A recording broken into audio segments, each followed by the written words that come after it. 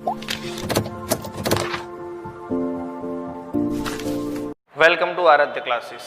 મારું નામ છે વિપુલ દવે અને આપણે સમાજ વિદ્યાના 8મા ચેપ્ટરના એટલે કે 9મા ધોરણના 8મા ચેપ્ટરનો અભ્યાસ કરતા હતા. ગયા લેક્ચરમાં આપણે ભણી ચૂક્યા હતા કે ભારતનું બંધારણ કેવી રીતે બન્યું, એમાં આમુખ હતું અને આ મુખનું કેટલુંક મહત્વ હતું. એ મહત્વની 3 બાબતો હતી: સમાજવાદી, બિન સાંપ્રદાયિકતા અને લોકશાહી. આજનો આપણો મહત્વનો મોટો સવાલ છે બંધારણના મૂળભૂત લક્ષણો. આપણું જે બંધારણ છે એના કયા કયા લક્ષણો છે? 26મી જાન્યુઆરી 1950ના રોજ જે બંધારણ દુનિયાની સામે પ્રગટ કરવામાં આવ્યું, વિશ્વનું સૌથી વિશાળ મોટું બંધારણ દુનિયાની સામે પ્રગટ કર્યું, તો એ બંધારણમાં શું એવી ખાસિયતો છે, શું લક્ષણો છે? ચાલો આપણે આ લક્ષણોની મુદ્દાવાર જાહેરાત કરીએ અથવા મુદ્દાવાર ચર્ચાઓ કરીએ. જોઈ લો. સૌથી પહેલું છે લેખિત દસ્તાવેજો. આપણું આ બંધારણ લખેલા સ્વરૂપમાં છે. બ્રિટન અને ઇઝરાયલ સિવાય દુનિયાના બધા દેશોનું બંધારણ લખેલું છે. અપવાદ સિવાય ભારત સહિત દુનિયાના બધા દેશોમાં લોકશાહી છે અને બધી જ જગ્યાએ બંધારણ લખેલું છે. અને લખેલું છે એથી કહી શકાય કે એમાં કંઈક સામાજિક હશે, એની કંઈક ભૌગોલિક હશે, એની આર્થિક બધી બાબતો અંદર લખેલી છે. એટલે બંધારણનું પહેલું લક્ષણ છે કે ભારતીય બંધારણ લખિત સ્વરૂપમાં જોવા મળે છે. ચલો, ત્યારબાદ બીજું છે એનું કદ. આપણા બંધારણનું કદ તો બોલે ભારતનું બંધારણ 22 ભાગમાં વહેંચ્યું છે, જેમાં 395 અનુચ્છેદ એટલે આર્ટિકલ મૂકવામાં આવ્યા છે અને 8 પરિશિષ્ટ એટલે કે 8 પરિશિષ્ટો હતા, પણ પછી એને 12 પરિશિષ્ટોમાં વહેંચવામાં આવ્યું. એમાં કેન્દ્ર અને રાજ્ય સરકારનું શાસન શું હશે, મૂળભૂત હકો, ફરજો, રાજનીતિના માર્ગદર્શનના સિદ્ધાંતો, ન્યાયતંત્ર, ચૂંટણી પંચ, સ્થાનિક સ્વરાજ્યની ચૂંટણીઓ, લઘુમતી, નબળા વર્ગ, વંચિત સમૂહો માટેની કેવી કેવી જોગવાઈઓ, આ બધું આપણા બંધારણમાં લખેલું છે. મતલબ કે આપણે જે વિચારીએ છીએ બધું બંધારણમાં લખેલું છે. આ બંધારણનું કદ છે. ત્રીજું છે એક જ નાગરિકત્વ. અમેરિકા જેવા દેશોમાં 2 નાગરિકત્વ છે. તમને ખબર છે, અમેરિકાનું નામ છે યુનાઇટેડ સ્ટેટ ઓફ અમેરિકા, મતલબ કે રાજ્યોના સંયુક્તથી બનેલું અમેરિકા. અમેરિકાની અંદર રાજ્યો છે: કેલિફોર્નિયા, ફ્લોરિડા, ન્યુયોર્ક, ન્યૂજર્સી, આવા બધા રાજ્યો છે, વોશિંગ્ટન, આ બધા રાજ્યો છે. અને આ રાજ્યોના સમૂહથી તો ત્યાં દરેક રાજ્યનો એક પોતાનો અલગ પાસપોર્ટ છે. અને તમે અમેરિકામાં જન્મ્યા છો એટલે ત્યાં તમારી પાસે અમેરિકાનો એક બીજો પાસપોર્ટ છે. મતલબ કે એક રાજ્યમાંથી બીજા રાજ્યમાં જવા માટે ત્યાં તમને રાજ્યના પાસપોર્ટની જરૂર પડે છે. અને એક દેશમાંથી એટલે કે એક અમેરિકા ખંડમાંથી બીજા કોઈ દેશમાં ખંડમાં જવું હોય તો ત્યાં તમારે અમેરિકાનો એટલે ત્યાં લોકો પાસે કેટલું નાગરિકત્વ છે? 2. જ્યારે આપણા દેશમાં 2019 પહેલા ખાલી કાશ્મીર એક એવો પ્રદેશ હતો કે જ્યાં બેવડું નાગરિક, કાશ્મીરના લોકો પાસે કાશ્મીરનું નાગરિકત્વ અને ભારતનું નાગરિકત્વ આવા 2 હતા. પરંતુ તમને બધાને ખબર છે કે 2019 પછી એ નિયમ બદલાઈ ગયો. હવે આખા ભારતમાં એક જ નાગરિકત્વ જોવા મળ્યું છે. ભારતના લોકો એક જ નાગરિકત્વ ધરાવે છે. ચલો, ચોથું, મૂળ મજબૂત કેન્દ્રવાળું સમવાય તંત્ર. ચલો, ભારતનું બંધારણ ક્યારેય પણ એવું નથી, એમાંની અંદર 2 પ્રકારનું છે. એક છે દેશ અને બીજું છે યુનિયન ઓફ સ્ટેટ એટલે કે ભારત રાજ્ય સંઘથી બનેલું છે. દરેક રાજ્યોના સમૂહથી ભારત બનેલું છે. તો ભારતમાં ભારત નામનો પ્રદેશ છે જ નહીં. લો, ગુજરાત, મહારાષ્ટ્ર, રાજસ્થાન, મધ્યપ્રદેશ, પંજાબ, હરિયાણા, હિમાચલ પ્રદેશ, જમ્મુ કાશ્મીર, ઉત્તર પ્રદેશ, બિહાર, સિક્કિમ, છત્તીસગઢ, નાગાલેન્ડ, આ બધું પ્રદેશ છે, પણ ક્યાંય ભારત નથી. કારણ કે આ બધા રાજ્યો ભેગા થાય ને પછી ભારત બને છે. તો ભારત આ બધાના સમૂહથી બનેલો છે. એટલે ભારતમાં કેન્દ્ર સરકાર, રાજ્ય સરકાર આવા 2 પ્રકારની સરકારોની રચના કરી છે. અને દરેકને પોતપોતાના કામો વહેંચવામાં આવ્યા છે. દરેકે પોતપોતાના કેન્દ્ર અને રાજ્યની વચ્ચે કઈ સત્તાનું વિભાજન કર્યું, રાજ્ય અને પ્રદેશ વચ્ચે કઈ સત્તાનું વિભાજન કર્યું. આ બધી બાબતો આમાં આવરી લેવામાં આવી છે. તો કેન્દ્ર અને રાજ્ય સરકાર વચ્ચે સત્તાનું વિવારણ કરવા માટે સ્પષ્ટ 3 બાબતો મૂકી છે: કેન્દ્ર યાદી, રાજ્ય યાદી અને સંયુક્ત યાદી. જે દેશના કેન્દ્ર સરકારે એટલે કે ભારત સરકારે જ કામ કરવાનું એને કેન્દ્ર યાદી કહેવાય.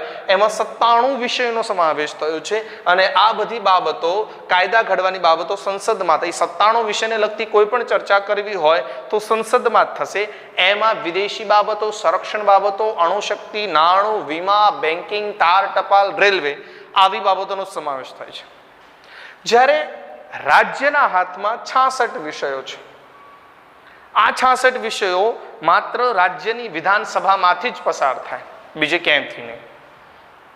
એમાં કાયદો અને વ્યવસ્થા, શિક્ષણ, સ્થાનિક સ્વરાજ્યની સંસ્થાઓ, કૃષિ સિંચાઈ, આરોગ્ય, ભૂમિ, રાજ્યની આંતરિક બાબતો, આ બધી બાબતોનો સમાવેશ, રાજ્યની સીમાઓ, પડોશી રાજ્ય સાથેના તમારા કેવા વ્યવહાર, એ બધી બાબતોનો સમાવેશ રાજ્ય યાદીમાં થાય છે.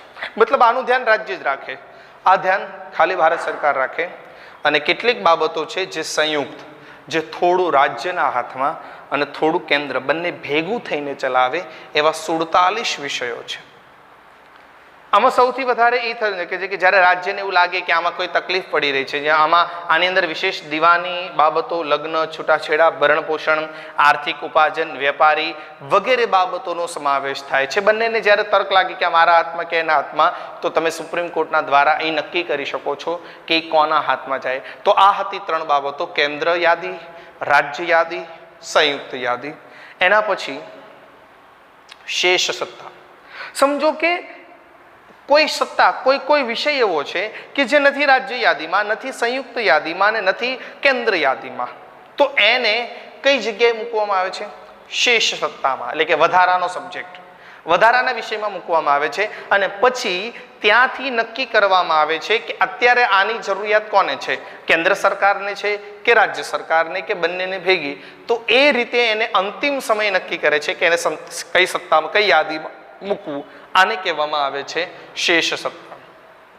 જેમ કે આબકારી જકાત, ઇન્કમ ટેક્સ, જકાત, તમારે જેટલા પણ જકાતો છે એવી રાજ્ય સરકાર નક્કી કરે કે ચાલુ રાખવા, કેન્દ્ર સરકાર ના પાડી શકેલી બધી બાબતોનો શેષ સત્તામાં ઉમેરો કરવામાં આવે છે.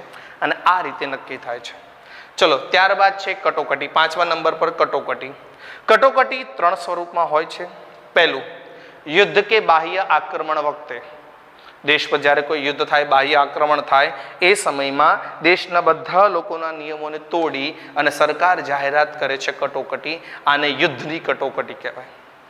બીજું, રાજ્યના કાયદા વ્યવસ્થા ભાંગી પાડે અને એ સમયે કેન્દ્ર સરકારને બંધારણીય કટોકટી ચાલુ, કે જે નિયમો સરકારે કીધું કે 5 વર્ષ માટે આ વ્યક્તિઓ કાયદા પર રહેશે, કે નરેન્દ્ર મોદીને સરકાર બનાવવી હોય તો 273 સભ્યો જોઈએ, પણ એની પાસે 271-72 થાય, ઓલા પાસે 272 થાય અને 1-2 સભ્યો વધઘટ થાય. તો એ જે કટોકટી આવે એને બંધારણીય કટોકટી કહેવાય છે. અને ત્રીજું છે નાણાકીય કટોકટી. જ્યારે બજારમાં કોઈ સતત વસ્તુના ભાવ વધતા રહે, નાણાંનું મૂલ્ય ધોવાઈ જાય, તો એ સમયે જે કટોકટી થાય છે એને નાણાકીય કટોકટી કહેવામાં આવે છે. ચલો, ત્યારબાદ છે દ્વિગૃહ. લોકો દ્વારા ચૂંટાયેલા સભ્યો જ્યાં જાય છે એને શું કહેવાય છે? લોકસભા.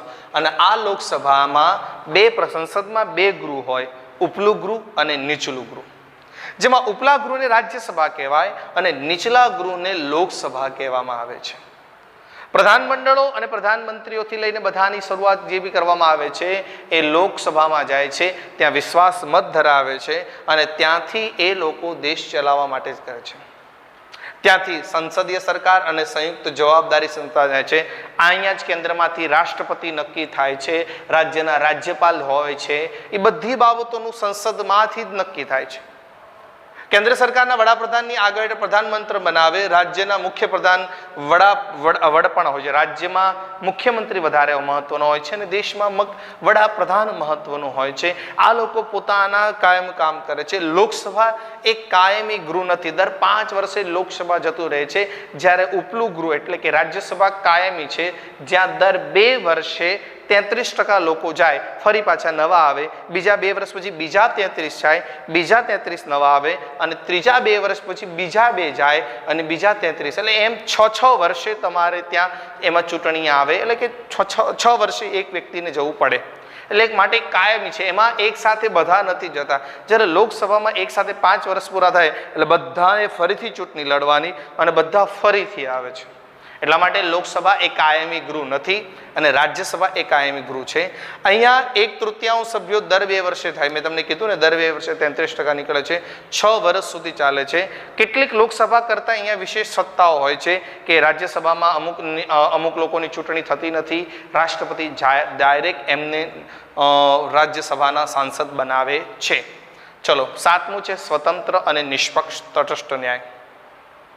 બંધારણની જોગવાઈ પ્રમાણે આપણા દેશમાં સૌથી ઉપર સર્વોચ્ચ અદાલત આવેલી છે. આ સર્વોચ્ચ અદાલતની પછી આપણને ખબર પડે છે કે દેશમાં સૌથી મોટી છે. પછી સહેજ નીચે આવો તો દરેક રાજ્યમાં સૌથી મોટી વડી અદાલત, અને એના કરતાં નીચે આવો તો જિલ્લાની તાબાની અદાલતો હોય છે. આ બધી અદાલતો માટે બંધન કરતા છે. સર્વોચ્ચ અદાલત જે નિયમ આપે એ આખા ભારતની તમામ અદાલતોએ માનવો પડે છે. અંતિમ ઉકેલ માટે સત્તા સર્વોચ્ચ અદાલતની એટલે કે સર્વોચ્ચ અદાલતની છે. કદાચ કોઈ કારણસર કોઈ ચુકાદામાં કંઈ પણ થાય તો સર્વોચ્ચ અદાલત જે ચુકાદો આપે માન્ય છે. ન્યાયતંત્ર એ કારોબારીથી સ્વતંત્ર એટલે કે વડાપ્રધાન, રાષ્ટ્રપતિ બધા કરતાં આપણું ન્યાયતંત્ર સ્વતંત્ર છે. બંધારણના રક્ષક અને વાલી તરીકે ન્યાયતંત્ર નાગરિકોનો અધિકાર એટલે કે જે બી બંધારણ છે એમાં કોઈ પણ પ્રકારનો તૂટે તો તમે અદાલત પાસે જઈને માગી શકો છો. ચલો, હવે બંધારણમાં સુધારા. મેં તમને હમણાં જ કીધું કે આપણું બંધારણ જ્યારે ઘડ્યું એ સમય કંઈક પરિસ્થિતિ અલગ હતી. ધીમે ધીમે સમય બદલાણો પછી એવું લાગ્યું કે નહીં, આમ કંઈક બદલાવ થવો જોઈએ. તો બંધારણમાં બદલાવ માટે શું કરે તો એ લોકો પહેલાં પ્રયાસ કરે કે સંસદ હાજર છે એને મત આપવાનો અને સાદી બહુમતીથી ફેરફાર કરી નાખવાનો. કે એ સમયમાં આટલા 1000 રૂપિયા આવકમાં ટેક્સ હતો, હવે એટલા 1000 આવકે ટેક્સ કરો છે તો સાદી બહુમતીથી પસાર કરી નાખો. અમુક સંસદોમાં બંને ગૃહના કુલ સભ્યની બહુમતી મળે, હાજર મત પડે એટલે કે 2/3. ક્યારેક અમુક કાયદો એવો છે કે જેમાં બંને ભેગા થાય પછી મત મળે અને પછી એને હા પાડવામાં આવે, તો એના માટે બહુમતી આ રીતે આવે છે. અને અમુકમાં એવું કહેવાય છે કે બંનેમાંથી બહુમતી મળે, 2/3 બહુમતી મળે, પછી રાજ્યના વિધાનસભામાં જાય અને વિધાનસભાની મંજૂરી મળે તો જ એ કાયદો બને. આ રીતે કાયદામાં સુધારો કરી શકાય છે. હવે સરકારે કેટલાક કેન્દ્ર અને રાજ્ય સરકારના આંતરિક અંદરના સંબંધોના કારણે ક્યારેક કુલ રાજ્યમાં ઓછામાં ઓછા કેટલી સીટો હોવી જોઈએ અને વધુમાં વધુ કેટલી સીટો, તો એની માટે નક્કી કર્યું છે કે પોતપોતાની રીતે માળખામાં ફેરફાર કરી નાખે કે એને કેટલી સીટો જોઈએ છે, કેટલી બાબતો જોઈએ છે અને એ બાબતોથી ફેરફાર થાય છે. 9મી બાબત છે સાર્વત્રિક પુખ્તવય મતાધિકાર. મેં હમણાં જ તમને કીધું છે કે કોઈ પણ પ્રકારના ધર્મ, જાતિ, જ્ઞાતિ, લિંગ, પ્રદેશ કે કોઈ પણ પ્રકારના સંકોચ વગર તમને મત આપવાનો અધિકાર છે. તમે કોઈ પણ જગ્યાએ જન્મ્યા હોય તમને મત આપવાનો અધિકાર છે. 18 વર્ષના થાવ એટલે તમને મત આપવો મળે છે. ચૂંટણી સમયે તમે તમારા પસંદગીના ઉમેદવારને મત આપી શકો છો. સરકારની એવી છે કે ઉત્તરોત્તર મતદારની સંખ્યામાં વધારો થાય એટલે ભારતમાં 70, 80, 90%, 100% સુધી મતદાન થાય એવું સરકાર ધારે છે. કોઈ પણ પ્રકારના ડર વગર તમે મત આપી શકો છો. આ સરકારનું નહીં, આપણું બંધારણ કહે છે. પછી ધર્મનિરપેક્ષતા એટલે હમણાં જ આવ્યું હતું બિન સાંપ્રદાયિકતા. બસ તમને કોઈ પણ પ્રકારના ધર્મની પાળવાની છૂટછાટ છે. કોઈ પણ માણસે કોઈને ધર્મને આધારે ઉત્તેજન નહીં કરવાનો, કોઈને ધર્મને આધારે ભેદભાવ નહીં કરવાનો, કોઈ પણ માણસ ધર્મને આધારે મત નથી માગી શકતો, કોઈ પણ માણસ ધર્મને આધારે ભેદભાવ નથી કરી શકતો. તમને સ્કૂલમાંથી કાઢવા માટે સ્કૂલવાળા ગમે તે કારણ આપી શકે, પણ જો એ ધર્મનું કારણ આપે તો તમે ફરિયાદ કરી શકો છો. તમને તમારા ધર્મની પસંદગી કરવાનું, એને વધારવાનો, એને વિકાસ કરવાનો, એ ધર્મમાં લોકો જોડાય એના પ્રયાસ કરવાની છૂટછાટ છે. પણ હા, બળજબરીપૂર્વક કોઈની સાથે ધર્માંતર નહીં કરવા. કોઈની ઈચ્છા હોય અને એ બીજો ધર્મ પાળી શકે છે, નો ડાઉટ છૂટછાટ છે.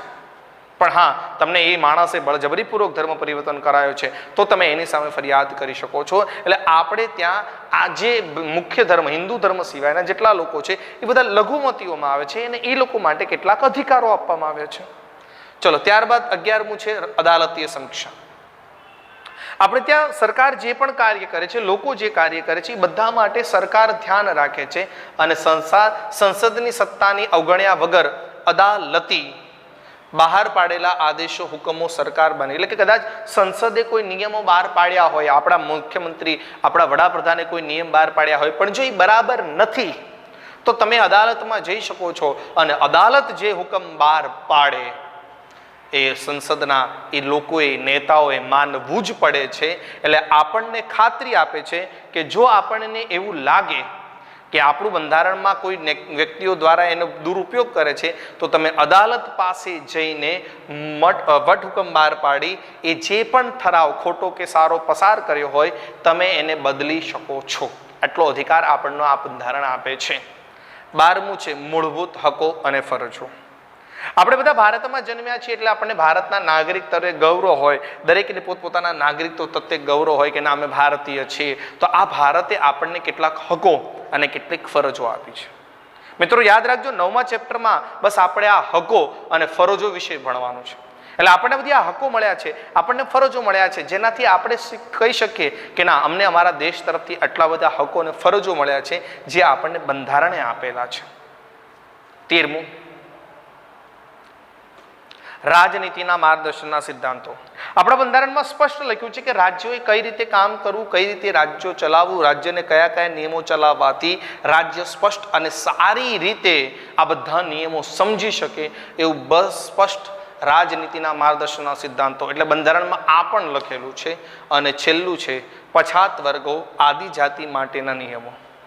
આપણા બંધારણમાં જેટલી પણ પછાત વર્ગ છે, જેટલી પણ વંચિત છે, જેટલી પણ નીચી જાતિ છે, આ જાતિના ઉત્કર્ષ કરવા માટે, આ જાતિને આગળ લાવવા માટે અને આ જાતિના સર્વાંગી વિકાસ માટે પણ બંધારણમાં કેટલાક અલગ નિયમો આપેલા છે.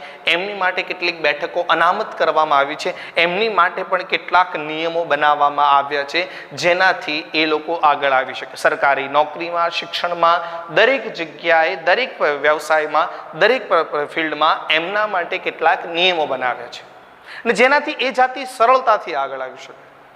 મિત્રો આ બધા પરથી ખબર પડી શકે કે આપણું બંધારણ કેટલું ઝીણવટપૂર્વક છે, કેટલી બાબતોનું કેટલું ઊંડાણપૂર્વક અધ્યયન કરી અને આપણી સામે એટલું સારું બંધારણ બહાર પાડ્યું. અને આ બંધારણથી આપણને ખાતરી છે કે કદાચ ભારતમાં 2-5 લોકો ખરાબ હોઈ શકે પણ આપણા બંધારણના આધારે રહેશું તો ચોક્કસ આપણો દેશ બહુ સારો અને સહકારવાળો સારો દેશ છે. બસ આરાધ્ય ક્લાસીસ હંમેશા આ જ પ્રયાસ કરે છે કે તમને સારું અને સરળતાવાળું શિક્ષણ પ્રાપ્ત થઈ શકે. અહીંયા આ 8મું ચેપ્ટર પૂરું થાય છે. ખાસ ધ્યાન રાખજો, તબિયતનું ખાસ માસ્ક સેનેટાઈઝનો ઉપયોગ કરજો. જય શ્રી કૃષ્ણ.